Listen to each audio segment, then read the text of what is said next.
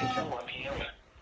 At 12:10 p.m., a severe thunderstorm was located over southeastern Milwaukee, moving northeast at 40 miles an hour. Hazard, 60 miles an hour wind gusts and penny-size hail. Source, radar indicated. Impact, expects damage to roofs, siding, and trees.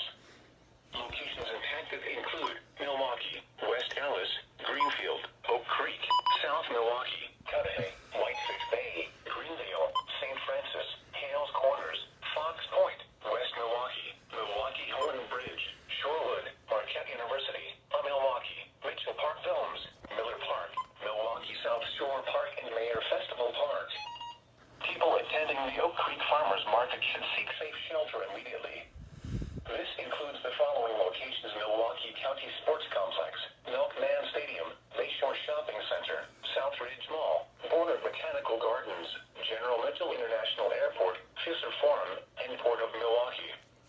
For your protection, move to an interior room on the lowest floor of a building.